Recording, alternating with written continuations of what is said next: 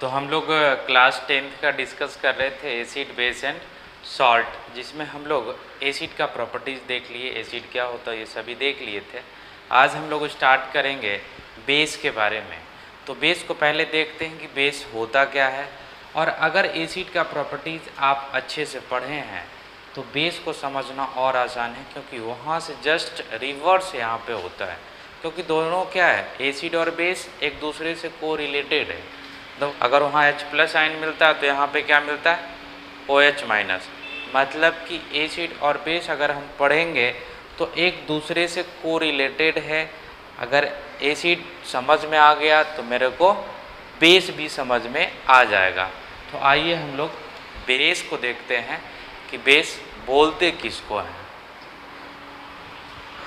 तो देखिए, मेनली अगर देखें तो हमारा एसिड कैसा होता था, एसिड का टेस्ट कैसा होता था। सबसे पहले हम लोग टेस्ट पे ही कैटेगराइज किए थे कि जो सावर टेस्ट का होगा, मतलब जो खट्टा होगा उसको एसिड बोलेंगे।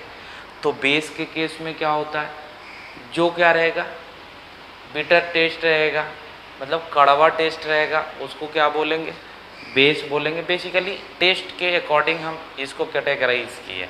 जैसे देखिए फर्स्ट वाला आपका वही लिखा हो, bases are those chemical substances which have bitter test.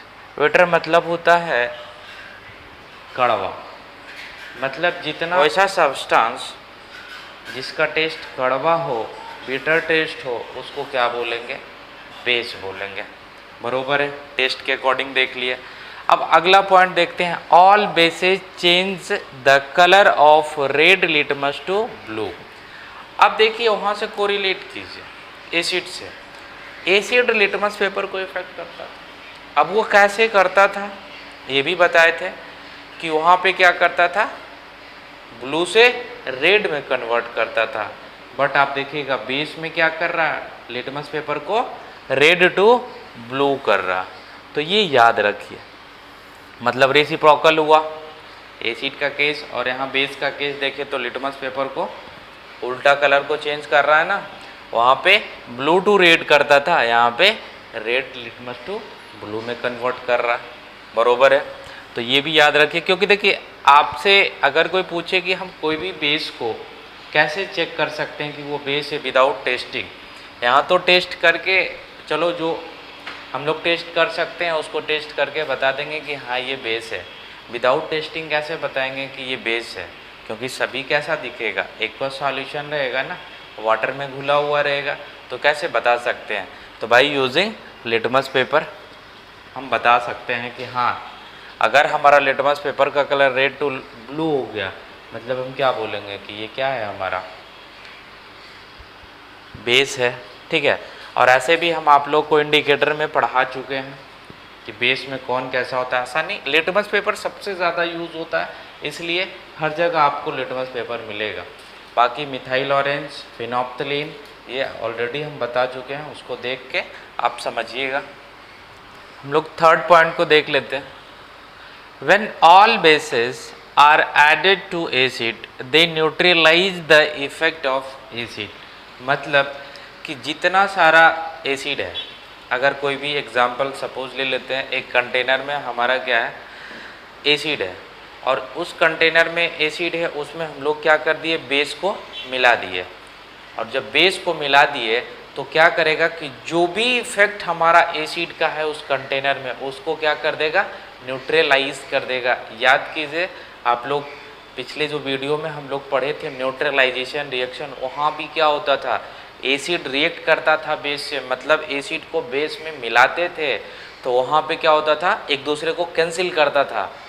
बरोबर है, वही सेम थिंग्स यहाँ पे बताया हुआ है कि जब बेस को एसिड में हम ऐड करेंगे तो जो भी एसिड का इफेक्ट है वो खत्म होने लगेगा। अब वो डिपेंड करता है कि हम किस अमाउंट में मिला रहे हैं। अगर इक्वल अमाउंट में मिलाएं, स्ट्रॉन्ग एसिड है, दूसरा भी स्ट्रॉन्ग बेस है, अगर दोनों इक्वल अमाउंट में मिलाएंगे तो ये पूरा का पूरा क्या हो जाएगा, न्यूट्रलाइज हो जाएगा। बताए भी थे, जिसको हम लोग न्यूट्रलाइजेशन रिएक्शन भी बोले थे, वही सेम थिंग्स यहाँ भी आप समझिएगा। ये हो गया थर्ड पॉइंट, आप समझ गया कि क्या करेगा, बेस को एसिड में मिलाएंगे या एसिड को बेस में मिलाएंगे तो सभी क्या होगा, एक दूसरे में न्यूट्रलाइज होगा। अब हम लोग आगे देखते हैं। All the metal oxide and metal hydroxide are bases, मतलब कि जितना मेटल ऑक्साइड के बारे में भी डिस्कस किए थे, मेटल ऑक्साइड जो है वो भी क्या है, बेस है, और मेटल हाइड्रोक्साइड भी क्या है, बेस है। और पिछली क्लास में भी हम लोग डिस्कस किए थे कि अगर कोई भी एक्वस सॉल्यूशन में अगर मेरे को OH माइनस मिलता है, OH माइनस मिलता है, और ये भी बताए थे कि OH हमारा मैक्सिमम बेस में, पूरा बेस की बात नहीं कर रहे हैं, मैक्सिमम बेस में, एक्वस बेस में हमारा OH माइनस तो होगा ही होगा। जैसे ये हमारा क्या है, एक्वस सॉल्यूशन है किसका, सोडियम हाइड्रोक्साइड का है, NaOH का है। तो हमको क्या यहाँ पे मिलेगा, ये एक्वस सॉल्यूशन आप जानते हैं, एक्वस सॉल्यूशन जो वाटर से मिलकर बने उसी को बोलते हैं एक्वस सॉल्यूशन। तो यहाँ बना है Na+ और यहाँ OH-, इसी तरीके से ये ब्रेक होगा। तो ये कॉमन सी बात है, जिसमें OH रहेगा, हाइड्रोक्साइड आयन रहेगा, उसको हम लोग बेस बोलते हैं। मतलब 10th में हम लोग बेसिकली यही पढ़ते हैं। लेकिन इसके अलावा भी बेस हो सकता है। कैसे? अगर ये प्रॉपर्टीज़, थर्ड पॉइंट को आप समझिएगा कि अगर एसिड के इफेक्ट को जो ख़त्म कर दे, मतलब जो न्यूट्रलाइज कर दे, उसको भी तो हम बेस बोल सकते हैं। क्योंकि बेस भी तो हमारा जिसमें हाइड्रोक्साइड आयन है वो भी क्या कर रहा है, एसिड के इफेक्ट को ख़त्म कर रहा, मतलब न्यूट्रलाइज कर रहा। अगर कोई और वही काम करे तो उसको तो हम बेस बोल ही सकते हैं, बरोबर है। तो इसलिए मेटल ऑक्साइड भी क्या है, ऐसा नहीं है इसमें हमारा OH है, मेटल ऑक्साइड में OH नहीं है। जैसे देखिए कैल्शियम ऑक्साइड, सोडियम ऑक्साइड, तो ये भी फिक्स नहीं है। मतलब ये भी नहीं कह सकते हैं कि all metal oxide are bases, ऐसा भी नहीं है। हाँ, कुछ मेटल ऑक्साइड ऐसे भी हैं जो दोनों होते हैं, एसिडिक और बेसिक दोनों होता है। हम लोग आगे ऑलरेडी उसको पढ़ेंगे, जिसको एम्फोथोरिक बोलते हैं। ठीक, तो ये समझ गए कि जिसमें हाइड्रोक्साइड आयन नहीं भी रहेगा तो भी हम उसको बेस बोल सकते हैं। क्यों बोल सकते हैं ये भी आपको मालूम पड़ गया, क्योंकि ये बेस के जैसा ही वर्क करता है।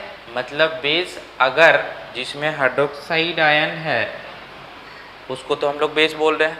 अगर वो काम एसिड को न्यूट्रलाइज करने में कर रहा है, अगर कोई और जैसे कि मेटल ऑक्साइड भी एसिड को न्यूट्रलाइज करने के काम में आ रहा है, तो हम मेटल ऑक्साइड को भी बेस बोल सकते हैं।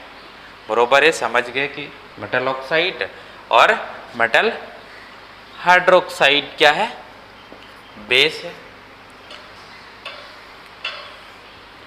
एग्जाम्पल आपको बता दिया, और बहुत सारा एग्जाम्पल हो सकता है, आगे देखते हैं। Metal carbonate and metal hydrogen carbonate are also considered to be bases because they neutralise the acid. यहाँ भी सेम यही लाइन यहाँ पे भी लिखा हुआ है। जिस तरीके से देखिए, इसलिए हम लोग बोल रहे हैं क्योंकि हम लोग क्या पढ़े, अभी हम लोग क्या बताया आपको कि कोई भी एक्वस सॉल्यूशन रहेगा, अगर मेरे को उसमें OH- कॉमन सी बात है, जिसमें OH- रहेगा उसको बेस बोल देंगे। अब बात आती है कि मेटल ऑक्साइड में तो OH- है नहीं, सोडियम कार्बोनेट में OH- तो है नहीं, तो फिर आप बोलेंगे कि इसको आप क्यों बोल रहे हैं बेस। तो ये बेस के प्रॉपर्टीज के जैसा है, मतलब बेस जो काम करता है एसिड में जाने के बाद वो भी यही ये कंपाउंड भी वही काम करता है, इसलिए हम इसको बेस बोल रहे हैं। मतलब कि एसिड को न्यूट्रलाइज कर रहा कौन, अगर हम बेस को एसिड में ऐड करते हैं तो एसिड का इफेक्ट को न्यूट्रलाइज करता है। Same to same metal oxide और सोडियम कार्बोनेट और सोडियम हाइड्रोजन कार्बोनेट भी वही काम करता है जब हम एसिड में ऐड करते हैं, तो वो भी क्या करता है कि न्यूट्रलाइज कर देता है, और न्यूट्रलाइज कर देता है दैट मीन्स ये बेस के जैसा है, और बेस के जैसा है तो हम इसको बेस बोल सकते हैं। बरोबर है। अब आगे देखते हैं, समझ गए होंगे। A base is which is soluble in water is called alkali.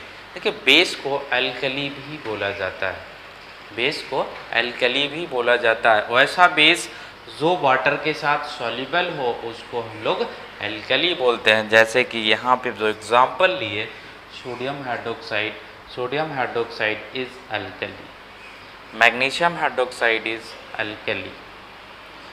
Magnesium oxide तो यहाँ पे हाइड्रोक्साइड लिए नहीं है, लेकिन आप ले सकते हैं, ठीक है। और बहुत सारा एग्जाम्पल है। अब देखिए ये कैसे रिएक्शन करता है, कैसे ब्रेक होता है। अब थोड़ा सा एसिड का प्रॉपर्टीज़ या फिर एसिड का जो भी बताएं उससे कोरिलेट करते जाइएगा, तो आपको एसिड भी क्लियर होते जाएगा और बेस अच्छे से क्लियर होते जाएगा। यानी दोनों क्या है, एक दूसरे से रिलेटेड है।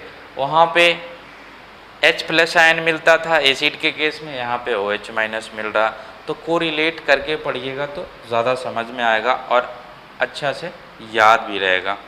तो देखिए अगर कोई भी बेस की बात करें, ठीक है, जब वाटर में सॉल्यूबल है तो कैसे सॉल्यूबल होगा, कैसे ब्रेक होगा। अगर NaOH है, जब ये वाटर में जाएगा NaOH, ठीक है, वाटर के साथ जब ये जाएगा NaOH, जब वाटर में ब्रेक होगा तो कैसे ब्रेक होगा, Na प्लस OH-। जैसे कि बात कर लें, और कैल्शियम हाइड्रोक्साइड, ये भी किस तरीके से ब्रेक होगा, Ca2 प्लस OH-।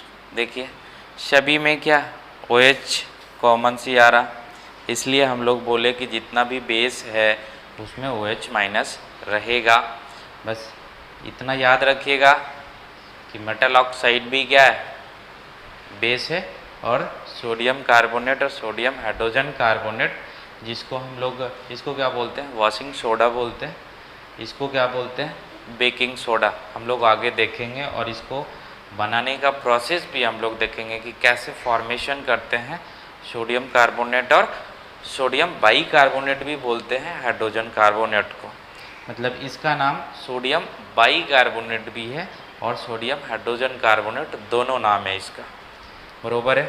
तो अब हम लोग रिएक्शन पे आते हैं कि किसका रिएक्शन कैसे होता है और क्या बनता है। तो हम बेसिक देखें तो बेस के बारे में देख लिए कि बेस होता क्या है। अब हम लोग देखेंगे रिएक्शन बेस का मेटल के साथ देखेंगे, जैसे वहाँ पे देखे थे सेम टू सेम, यहाँ पे भी हम लोग वही देखेंगे। हाँ तो आइए अब हम लोग देखते हैं बेस का रिएक्शन किसके किसके साथ होता है, तो क्या बनाता है और क्या नहीं बनाता है। तो देखिए बेस का अगर रिएक्शन हम लोग मेटल के साथ करते हैं, बेस की बात आती है तो बेस में हम लोग क्या ले सकते हैं। तो इसके पहले थोड़ा सा हम लोग देख लेते हैं स्ट्रॉन्ग बेस किसको बोलते हैं और वीक बेस किसको बोलते हैं, थोड़ा सा जान लेते हैं, उसके बाद हम लोग देख लेंगे। स्ट्रॉन्ग बेस उसको बोलते हैं कि अगर कोई, ये मेरा क्या है, वाटर का एक कंटेनर है, बरोबर है, तर वीक बेस की तरफ भी हम एक बना लेते हैं।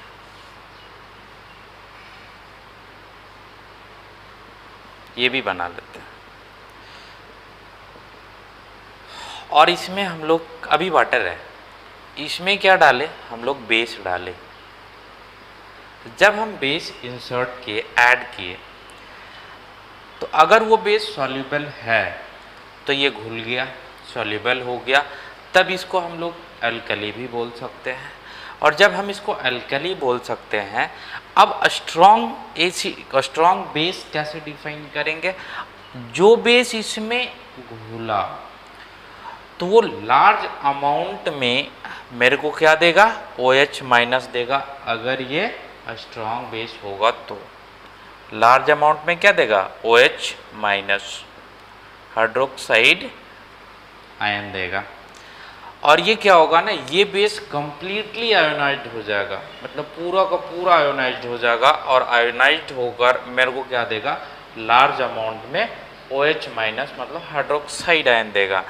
तब इस बेस को हम लोग क्या बोलते हैं, स्ट्रॉन्ग बेस बोलते हैं।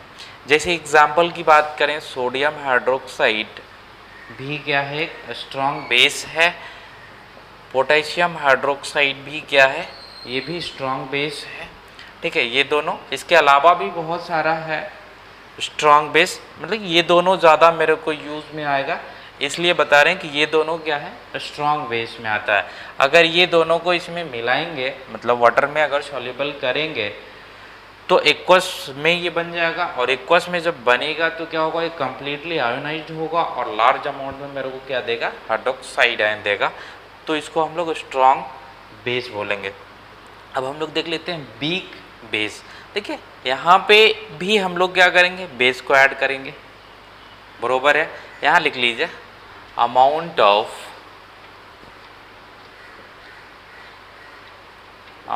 ऑफ OH माइनस, ऐसे लिख लीजिएगा। ऐसा गैस के जैसा मत समझिएगा कि गैस बाहर निकल रही है, गैस है नहीं, मतलब इस एरो का मतलब है कि ज़्यादा। अब यहाँ पे देखते हैं, यहाँ भी क्या मिलाएंगे हम लोग, बेस मिलाएंगे। अब जब बेस इसमें मिलाए, ऐड किए, तो यहाँ पे मेरे को OH मिलेगा, बट जितना यहाँ पे मिल रहा था उतना नहीं मिलेगा, लार्ज अमाउंट में नहीं मिलेगा, मेरे को स्मॉल अमाउंट में मिलेगा।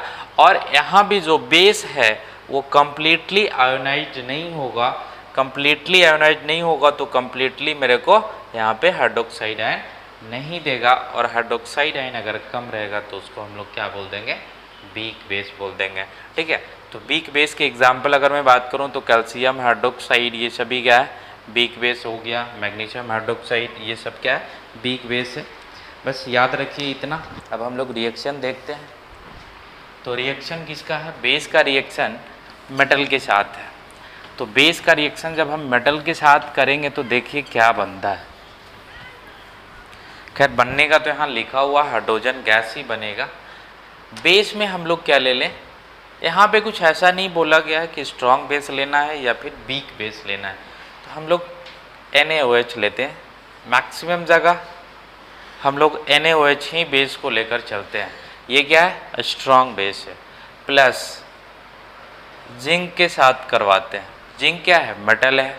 देखिए base react with some metal. Some metal मतलब कुछ मेटल के साथ ही हो सकता है। यहाँ से आप समझिएगा ये सम मेटल का मतलब क्या हुआ, मतलब बेस कुछ ही मेटल के साथ रिएक्ट करता है, सभी मेटल के साथ रिएक्ट नहीं कर सकता। मतलब सभी के साथ, ये सभी मेटल के साथ रिएक्शन नहीं करेगा। और जब ये रिएक्ट किया, ठीक है, तो यहाँ हीट लिखते हैं क्योंकि इसको गर्म करेंगे। तो फिर हमारा क्या बनाया, मिला मेरे को क्या, टू फॉर्म हाइड्रोजन गैस, और सॉल्ट भी मिलेगा मेरे को। तो हाइड्रोजन गैस हम लोग लिख दिए, हाइड्रोजन गैस मिला। और क्या मिला, सोडियम जिंकेट Na2ZnO2, इसको बोलते हैं सोडियम जिंकेट मिला। और क्या मिला, हाइड्रोजन गैस। और हाइड्रोजन, यहाँ एरो का मतलब है कि हाइड्रोजन गैस बाहर जा रहा, ठीक है, इस एरो का मतलब हाइड्रोजन गैस बाहर जा रहा। तो मेरे को क्या मिला, सोडियम जिंकेट, सोडियम जिंकेट। और इसको हम लोग बोलते हैं सॉल्ट। इसी को क्या बोलते हैं, सॉल्ट। देखिए हम लोग वहाँ पे भी पढ़े थे मेटल का रिएक्शन एसिड के साथ, तो वहाँ भी सॉल्ट बना था। और यहाँ भी बेस का रिएक्शन मेटल के साथ, ये बेस हो गया सोडियम हाइड्रोक्साइड, सोडियम हाइड्रोक्साइड। ये क्या है, मेटल हो गया जिसको जिंक बोलते हैं, ठीक। और वो हाइड्रोजन गैस। ये सभी नेमिंग आप लोग खुद से कर लीजिएगा। तो ये सॉल्ट हुआ। सेम जिस तरीके से वहाँ पे होता था एसिड के केस में कि एसिड का रिएक्शन जब मेटल से करवाते थे तो मेरे को क्या मिलता था, सॉल्ट और हाइड्रोजन गैस। यहाँ भी वही मिल रहा है, लेकिन यहाँ पे ध्यान दीजिएगा सब मेटल की बात किया, यानी सभी के साथ ये रिएक्शन नहीं होगा, नहीं करेगा, बरोबर है। ठीक, अब हम लोग नेक्स्ट रिएक्शन देख लेते हैं। हम लोग आ जाते हैं नेक्स्ट रिएक्शन, बेस का किसके साथ करेंगे, एसिड के साथ करेंगे। पहला किसके साथ किए, मेटल के साथ किए। देखिए कोरिलेट करते जाइएगा वहाँ से, और एसिड और बेस से दोनों से कोरिलेट करते जाइएगा, अच्छे से समझ में आएगा और याद भी रहेगा। वहाँ भी हम लोग देखे थे पहला रिएक्शन एसिड का मेटल के साथ, यहाँ भी देखे बेस का मेटल के साथ। सेकेंड बेस का किसके साथ रिएक्शन देख रहे हैं, एसिड के साथ, वहाँ भी देखे थे ये रिएक्शन, याद कीजिए जो NaCl मेरा बना था। तो जब हम बेस का रिएक्शन एसिड से करेंगे, जैसे बेस को हम क्या, आपके ऊपर है, आप जो भी एग्जाम्पल ले सकते हैं। अगर आपसे क्वेश्चन में दे दिया कि नहीं कैल्शियम हाइड्रोक्साइड से ही रिएक्शन करवाना, तो फिर आपको वही लेना पड़ेगा। लेकिन आपसे खुद ऐसा ही पूछ दिया कि कोई भी एक रिएक्शन बताइए जिसमें एसिड का रिएक्शन बेस से होता है, दैट मीन्स वहाँ पे आपको क्या लेना है। मेरे अकॉर्डिंग अगर चलें तो हम यही कहेंगे कि NaOH लेना है, सिंपल होगा आपको कंपाउंड बनाने में। NaOH और HCl लें, सेम वहाँ भी हम लोग यही किए थे। ऐसे हम लोग एक और एग्जाम्पल इस पे ले लेंगे, लेकिन ये भी एग्जाम्पल मेरा इस पे सही है। सभी देखिए यहाँ पे जितना भी बेस और एसिड रहेगा ना, सभी एक्वस में रहेगा। अगर हम कहीं मेंशन ना करें तो आप इसको समझिएगा हमेशा क्या, एक्वस में ही रहेगा, बरोबर है। तो ये बेस एसिड के साथ रिएक्ट किया तो क्या बना था, आपको भी मालूम है, NaCl बना था, सोडियम क्लोराइड, जिसको हम लोग क्या बोलते हैं, सॉल्ट बोलते हैं। अब प्लस क्या मेरे को मिला था, वाटर मिला था, याद कीजिए वाटर मिला था ना। अब ये वाटर मिला और ये मेरे को क्या मिला था, सॉल्ट। अब ये मेरे आपको मालूम है कि सोडियम क्लोराइड है। अब देखिए जब भी एसिड का रिएक्शन बेस के साथ होता है ना, और अगर वो स्ट्रॉन्ग एसिड और स्ट्रॉन्ग बेस के साथ होता है, दैट मीन्स वो एक दूसरे के इफेक्ट को न्यूट्रलाइज कर देता है। और जब न्यूट्रलाइज कर देता है तो इसी रिएक्शन को हम लोग फिर से क्या बोलते हैं, न्यूट्रलाइजेशन रिएक्शन। यानी हमको एसिड में भी एग्जाम्पल दे सकते हैं, बेस में भी एग्जाम्पल दे सकते हैं, और सॉल्ट में भी हम इसको एग्जाम्पल दे सकते हैं। यानी एसिड बेस सॉल्ट तीनों में हम इसको एग्जाम्पल ले सकते हैं, बरोबर है। तो ये बेस हो गया, ये एसिड हो गया, ये सॉल्ट मिला, वाटर मिला। अब ये यही सॉल्ट हम लोग घरों में क्या करते हैं, यूज़ करते हैं ना, खाने की पर्पज़ से हम लोग यही NaCl का यूज़ करते हैं ना घरों में। अब बात है कि यही क्यों यूज़ करते हैं, इसलिए यूज़ करते हैं क्योंकि मेरे पास सबसे प्योर और सबसे अच्छा सॉल्ट की बात करें तो हमारा क्या NaCl, बाकी सॉल्ट तो बहुत है, देख रहे हैं हम लोग बना रहे हैं, बहुत सॉल्ट बन रहा है, वो यूज़ क्यों नहीं कर रहे हैं, ये कर रहे हैं इसलिए क्योंकि ये सबसे ज़्यादा अमाउंट में और सबसे मतलब और सॉल्ट से अच्छा है, इसलिए इसको न्यूट्रल सॉल्ट बोलते हैं। इसलिए pH वैल्यू क्या होता है, 7 होता है न्यूट्रल सॉल्ट का या फिर न्यूट्रल वाटर का। हम लोग नेक्स्ट क्लास में pH स्केल ही पढ़ने वाले हैं, ठीक है। तो पता चल गया कि सॉल्ट बना, बरोबर है। अब हम लोग नेक्स्ट एग्जाम्पल ले लेते हैं, जैसे NaOH भी क्या है, मेरा बेस है। हम यहाँ पे कुछ और ले लेते हैं, एसिड के केस में H2SO4 ले लेते हैं। अब देखिए ये हमारा क्या बेस, ये हमारा क्या एसिड, ये एसिड है ना और ये बेस है, बरोबर है। रिएक्ट करवाए, मेरे को मिला क्या, देखिएगा ये सोडियम क्या करेगा, इसको क्या करेगा, धक्का देगा, भाई भाग यहाँ से तू, इसको हटाएगा, ये बाहर जाएगा, बरोबर है। तो फिर ये क्या बना लेगा, सोडियम सल्फेट। सोडियम सल्फेट का फार्मूला आपको मालूम होगा, नहीं भी है ऐसे आप बना लीजिए। अगर कन्फ्यूज़न है कि NaSO4 होगा या Na2SO4 होगा, तो देखिए सिंपल है, सोडियम +1 चार्ज के साथ रहता है, सल्फेट SO4 2- के साथ रहता है। ये 2 अगर ये दोनों कंबाइंड होगा, ये 2 इसके पास जाता है और ये 1 किसके पास जाता है, इसके पास जाता है, डेट मीन्स क्या बना दिया, Na2SO4, बरोबर है, क्योंकि यहाँ तो सिंपली 1 1 होता था तो डायरेक्टली NaCl आ गया, यहाँ पे इसका बैलेंस ही सोडियम का 1 सल्फेट का 2, तो याद रखिएगा ये हमारा कंपाउंड बनेगा। तो ये क्या बना, सोडियम सल्फेट बना, क्या बना, sodium sulphate and water. This sodium sulphate is also known as salt. इसको भी हम लोग क्या बोलेंगे, सोडियम सल्फेट को भी क्या बोलेंगे, सॉल्ट बोलेंगे। तो यहाँ भी मेरे को सॉल्ट मिला। क्या इस रिएक्शन को हम लोग न्यूट्रलाइजेशन रिएक्शन नहीं बोल सकते हैं, बिल्कुल इस रिएक्शन को भी हम लोग न्यूट्रलाइजेशन रिएक्शन बोल सकते हैं, यानी इस दोनों को हम लोग न्यूट्रलाइजेशन रिएक्शन बोल सकते हैं।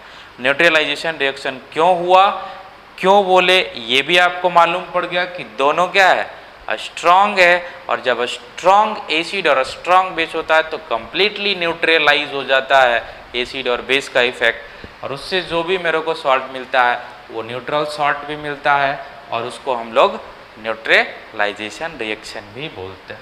ठीक, अब हम लोग नेक्स्ट एक प्रॉपर्टीज और बच गया है, देख लेते हैं। तो हम लोग देख लेते हैं कि बेस का रिएक्शन अगर हम लोग नॉन मेटल ऑक्साइड के साथ कर लेते हैं। अब सबसे पहली बात आती बेस तो मेरे को पता है इसमें, और नॉन मेटल ऑक्साइड क्या होता है।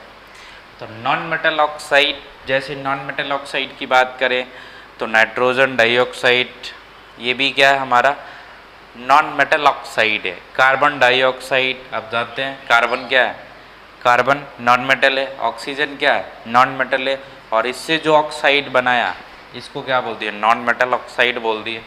तो नॉन मेटल ऑक्साइड समझ में आ गया, मतलब कॉमन नेम यहाँ पे आपसे लिख दिया गया है कि metal, non metal oxide, sorry इसको आप पूरे को कवर कर लीजिएगा, नॉन मेटल ऑक्साइड। तो नॉन मेटल ऑक्साइड में बहुत आ जाएगा, ऐसा नहीं कि इसका एक ही फार्मूला है।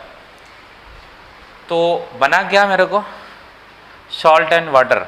देखिए अगर हम एक गौर करें पूरे एसिड और बेस में, तो आप देख रहे होंगे कि हर में एसिड की बात करें वहाँ भी मेरे को सॉल्ट और वाटर मिल रहा था, यहाँ भी क्या मिल रहा मेरे को, सॉल्ट एंड वाटर मिल रहा।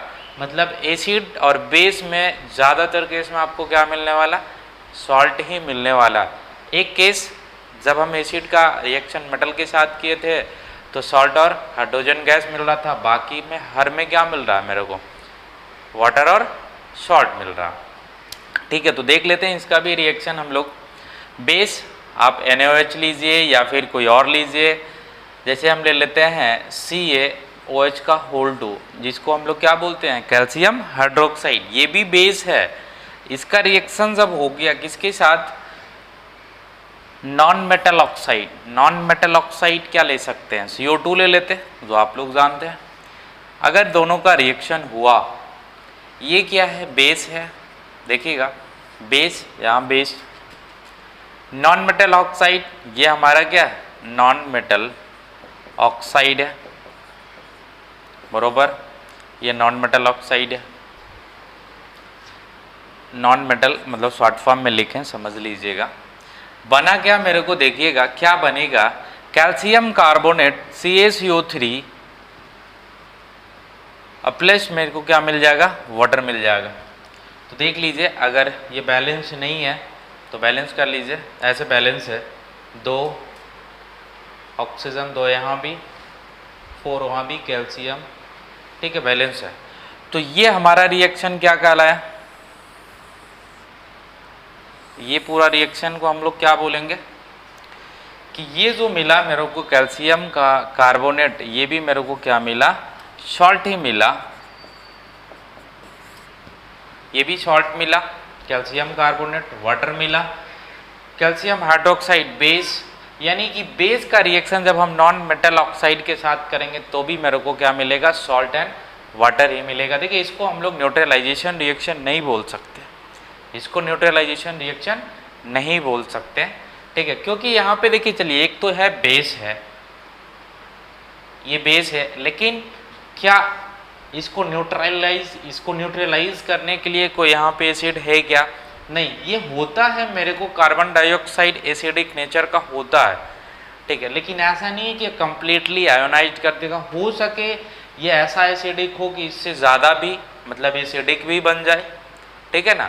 और ऐसे भी ये जो रिएक्शन बनता है, ठीक है, और नॉन मेटल ऑक्साइड जो होता है एसिडिक नेचर का होता है। और ये तो अब अपन देख लें थोड़ा सा यूजेस, यूज क्या है बेस का, बेस का यूज क्या है। तो बेस का यूज़ तो आप लोग जानते हैं, बहुत सारा जानते हैं, जैसे कि सॉप बनाने में, सॉप बनाने में हम लोग बेस का यूज़ करते हैं। उसके बाद हम लोग बेस का यूज़ इंडस्ट्री में भी किया जाता है। अब इंडस्ट्री में ही सॉप कहाँ बनता है, इंडस्ट्री में ही बनता है, तो आप इसको इंडस्ट्री भी बोल सकते हैं कि बेस का यूज़ हम लोग इंडस्ट्री में भी करते हैं। उसके बाद बेस का यूज़ हम लोग घरों में करते हैं, जैसे अभी हम लोग पढ़े सोडियम हाइड्रोजन कार्बोनेट, जिसको सोडियम बाइकार्बोनेट बोलते हैं, वो भी क्या है, बेस ही है। उसको हम लोग खाना पकाने में यूज़ करते हैं, ठीक है, इसलिए हम उसका नाम, एक और नाम क्या है, बेकिंग सोडा नाम है। बेक मतलब बनाना होता है, मतलब खाना बनाने में यूज़ में आता है। जब कभी त्यौहार वगैरह आता है तो आप देखते होंगे कि सोडियम हाइड्रोजन कार्बोनेट, जिसको सोडियम कार्बोनेट बोलते हैं, घरों में यूज़ होता है, ठीक है। तो दो एग्जाम्पल ऐसे हो गया। फिर हम लोग मिल्क ऑफ मैग्नीशिया जानते होंगे, जिसको बोलते हैं magnesium hydroxide, milk of magnesia इसी को बोलते हैं, मैग्नीशियम हाइड्रोक्साइड। इसका यूज़ हम लोग कहाँ पे करते हैं, जैसे खाना वगैरह कभी होता है, पार्टी वगैरह में बहुत खा लेते हैं तो एसिडिटी हो जाता है पेट में। जब एसिडिटी हो जाता है तो एंट एसिड का काम मेरे को कौन करता है, ये मिल्क ऑफ मैग्नीशिया करता है। और जब हम इसको लेते हैं, ठीक है, मिल्क ऑफ मैग्नीशिया को, तो ये क्या करता है कि एसिडिक नेचर जो है, मतलब हमारे बॉडी में जिसके कारण एसिडिटी हुआ, उसको क्या कर देगा, ये न्यूट्रलाइज कर देगा। और ये जब न्यूट्रलाइज कर देगा तो मेरे को आराम महसूस होगा, आफियत महसूस होगा, बरोबर है। तो ये सभी यूज़ है, आप यूज़ देख भी सकते हैं, आप बुक भी पढ़ सकते हैं, क्योंकि यहाँ पे तो हमें रिएक्शन बता दिए, आप और रिएक्शन भी देख सकते हैं, थ्योरी भी पढ़ सकते हैं, क्योंकि यहाँ पे थ्योरी उतना पॉसिबल तो है नहीं कि हम थ्योरी भी साथ लिखें, बस रिएक्शन आपको बता दिए। आप इसको बुक से पढ़िएगा, समझिएगा, ज़रूर समझ में आएगा, ठीक है। धन्यवाद।